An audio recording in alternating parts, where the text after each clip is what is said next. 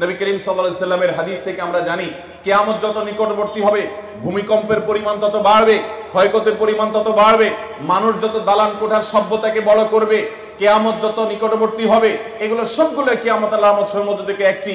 এই ভূমিকম্পের পরিমাণ যত বাড়তে থাকবে, কিয়ামত যত কাছাবে, ঘন ঘন ভূমিকম্প সারা পৃথিবীতে হবে। এর ভিতরে বড় আলামত সমূহের মধ্যে থেকে একেবারে কিয়ামতের কাছাকাছি সময় গিয়ে যে ভূমিকম্পগুলো হবে, সেগুলো একটা হবে পূর্বে, একটা হবে পশ্চিমে ভূমি ধসের ঘটনা ঘটবে, একটা হবে মধ্যে। এরকম বড় বড় ভূমিকম্প হবে, ভূমি ধসের ঘটনা ঘটবে, যে গোটা পৃথিবীর সকল সিস্টেমকে প্রায় ধ্বংস করে শেষ করে দিবে এবং জানান দিবে যে পৃথিবীর আয়ু শেষ হয়ে এসেছে। আমরা আজ যে ভূমিকম্পকে মনে করছি না, এটার সাথে ধর্মের কোনো সম্পর্ক নেই, এটা নিছক বৈজ্ঞানিক বিভিন্ন সূত্রের আলোকে আমরা বলি যে এই কারণে হয়েছে, সেই কারণে হয়েছে, সেগুলো অবশ্যই সত্য হতে পারে, সেগুলোর সাথে কোনো সাংঘর্ষিকতা নেই। যেমন কেন ভূমিকম্প হয়, ভূমিকম্প কেন হয়? আজ থেকে শত শত বছর আগে ইমাম ইবনুল কাইয়িম রাহমাতুল্লাহি আলাইহি ভূমিকম্পের উপরে অনেক গবেষণা তার আছে। সেই গবেষণাগুলো পড়লে আমরা অবাক হয়ে যাব যে এত বছর আগে ইসলামের ইতিহাসের একজন বড় ইমাম, অনেক উঁচু মাপের একজন গবেষক, কিভাবে তিনি গবেষণা করে এই সমস্ত কারণগুলো আবিষ্কার করেছেন।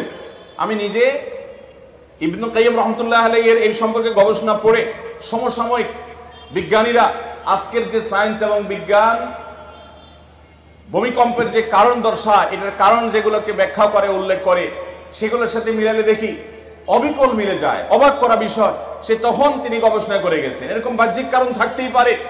পৃথিবীর ভূপৃষ্ঠের নিচের গ্যাস যখন কমে যায়, সেটা ভূমি ফাটলের মাধ্যমে হোক, আগ্নেয়গিরির মাধ্যমে হোক, প্রস্তর পরে যখন নানান কারণে পৃথিবীর এই নিচে দেশে তলদেশে ফাঁকার সৃষ্টি হয়, সেটার কারণে জমিন দেবে যায়, ভূমিকম্প হয়।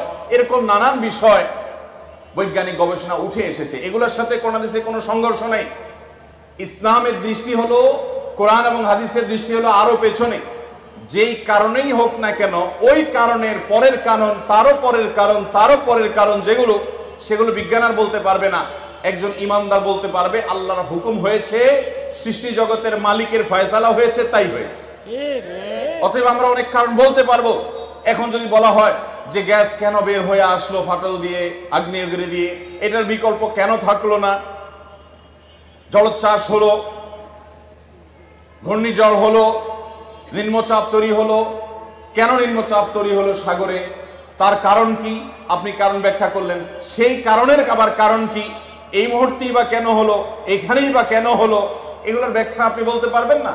কিন্তু ইমানদার বলতে পারবে আমার রবের ফয়সালা হয়েছে তাই।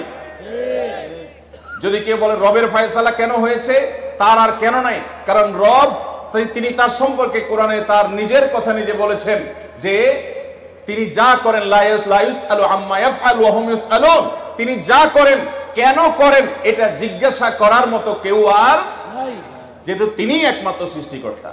মোহতারাম হাজিরিন, এই সমস্ত ঘটনা থেকে আল্লাহ তাআলা আমাদেরকে শিক্ষা গ্রহণ করার তৌফিক দান করুন।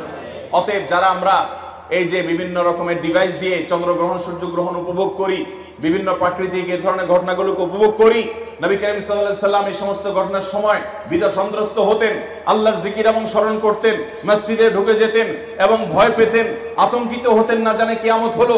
কারণ কিয়ামত এভাবেই হয়ে যাবে তিনি জানতেন, ওহীর মাধ্যমে আল্লাহ তাকে জানিয়েছেন।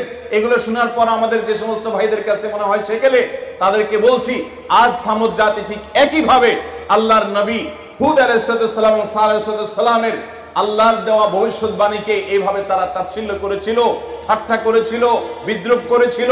তাদের পরিণতি এবং পরিণতি হওয়ার পর সেই জায়গা, তাদের সে শক্তিমত্তার যে স্বাক্ষর, পাহাড় পর্বতগুলো, তাদের সে আবাসন, তাদের সে জায়গাগুলো আল্লাহ তাআলা এখনো রেখেছেন, কিন্তু আমরা শিক্ষা গ্রহণ খুব কমই করি। আল্লাহ রাব্বুল আলামিন আমাদেরকে ঈমান আনার তৌফিক নসিব করুন।